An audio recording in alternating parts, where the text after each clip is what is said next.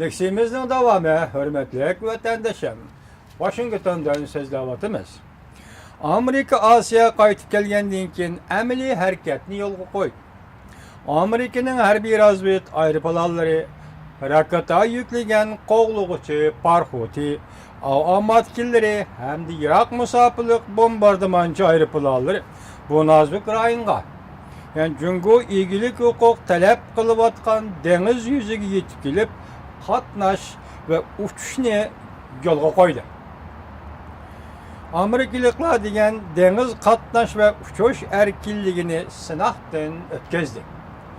Amerikalıklar devamlı tekrarlaydıgan deniz katnaş erkilliği ve katnaş erkilliği, deniz erkilliği, deniz okyan katnaş erkilliği ve uçuş erkilliğini bu kadar sınaqdan ötközdi. Hem de Cungo'nun haddinden ziyade teritoriya teşebbüs kılışlarını çekledi. Yaponiya matbuatlarının haber kılışı asaslanğanda Cungo harbiy tarafının bu rayon etrafında yol koygan harbiy hareketlerimi arka-arkadan yüz berdi.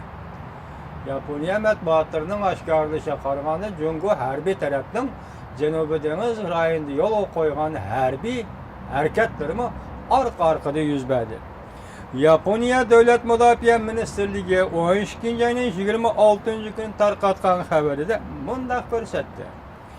Cungo'nun bir dana Dongdiao belgelik materyal ve axbarat topluğucu parxoti 23. ve 26. günü Yaponiya'nın Chenyi nahiyesiga yaqin deniz yüzüden 2 qatim ötdi.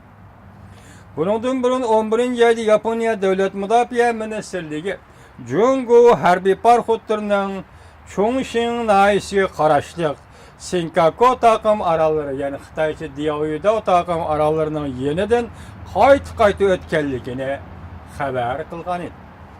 Cungo'nun deniz yüzü hareket qo'zg'agan guman, deniz yüzü hareketi qo'zg'agan guman kuchaygansiri Yaponiya ko'p jihatdan mumkin bo'ladigan to'qinishga tayyorlik qilishga boshladi.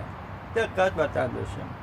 Cungo'nun deniz yüzü hareketi qo'zg'agan guman kuchaygansiri Yaponiya ko'p jihatdan mumkin bo'ladigan to'qinishga yuz berish ehtimoli bo'lgan to'qinishga tayyorlik qilishga boshladi.